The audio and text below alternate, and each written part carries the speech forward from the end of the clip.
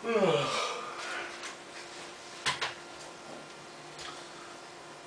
vou falar um pouco sobre como é que era o cenário das empresas no começo do século e como é que é agora e como é que isso foi mudando o mercado de consultoria.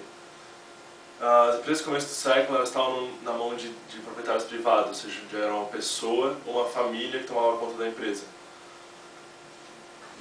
E essa estrutura tinha algumas particularidades, porque a gerência da empresa era feita pelo próprio proprietário. Tanto que o nome das empresas geralmente era o nome da família, sei lá, Lehman Brothers, por exemplo, ou JP Morgan. E essas empresas tinham controle total pela pessoa, pelo proprietário ou família que estavam tomando conta. Então os funcionários, os gerentes eram tudo amigos do proprietário, eram familiares ou pessoas que ele conhecia. Depois, quando as empresas foram aumentando e criando novas unidades e se dividindo, por exemplo, vamos dizer que tivesse um banco, que a pessoa tivesse um banco, de repente ela criava agora o setor de seguros. E eram duas unidades distintas, mas funcionavam como a mesma empresa. Só que, como ele não tinha como controlar isso tudo ao mesmo tempo, então ele contratou os gerentes, que eram pessoas formadas e treinadas e especializadas no gerenciamento, liderança, controle, planejamento, organização. Esses gerentes introduziram um novo fator, que eram pessoas externas tomando conta da empresa, e até mesmo depois de um tempo, até mesmo as empresas familiares começaram a sair do controle das empresas e entrar os gerentes. Então o presidente não era mais o filho do fundador, mas era um gerente formado numa instituição boa, que tinha nome, que tinha mestrado e etc.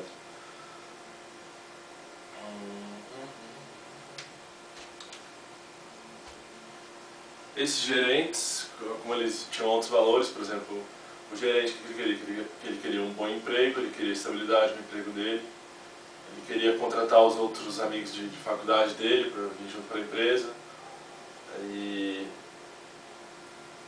isso conflitava um pouco com os valores de maximização de lucros, que é vamos dizer assim, o objetivo principal de uma empresa.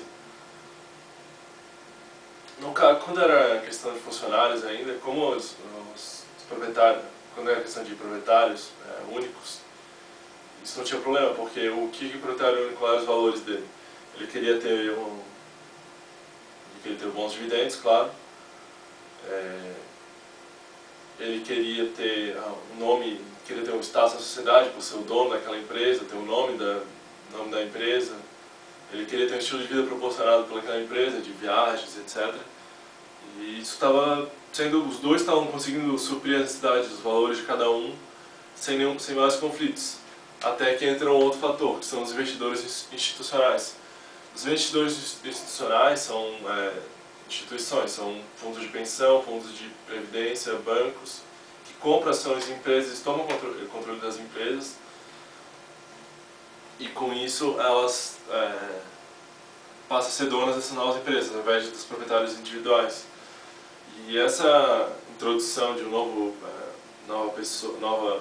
controle da empresa traz alguns conflitos, porque os pensionistas são várias pessoas unidas num fundo de pensão. Os correntistas são várias pessoas unidas na razão de um banco. E isso tem uma necessidade de retorno muito maior do que quando é uma pessoa só que quer ter o estilo de vida dela proporcionado por uma empresa. Quando tem um fundo de pensão, o que ele mais quer é maximizar o lucro ao máximo possível para que possa sustentar a pensão, a previdência de várias pessoas. E isso conflitava um pouco com a questão de gerentes, que queriam altos salários, que gostavam de receber bônus no final do ano, que queriam ter o carro pago pela empresa.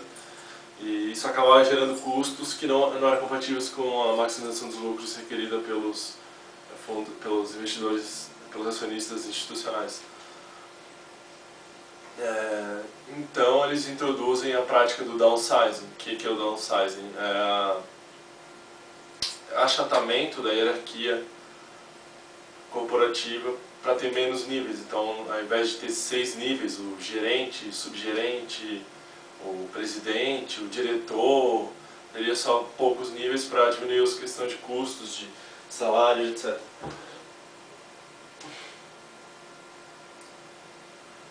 também começou a ter bastante pressão para que os gerentes mostrassem que o trabalho deles estava tendo resultado financeiro para os acionistas. E como é que as empresas, esses novos investidores institucionais, garantiam que isso estava sendo feito? Através de controladorias, auditorias, consultorias que tinham... A consultoria, né, foi criada no papel de ser um olhar externo sobre a empresa.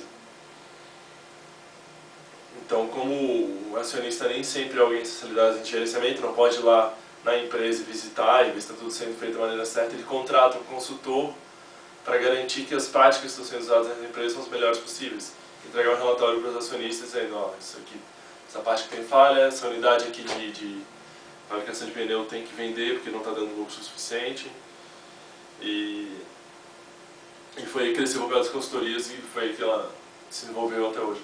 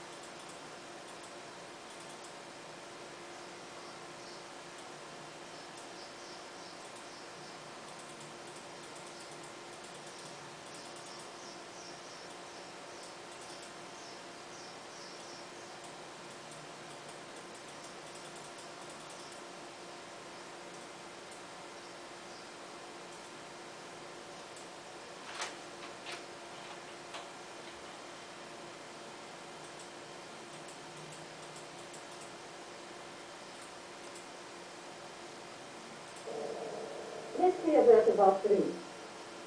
We all have thoughts which we never knew we had. They are too uncomfortable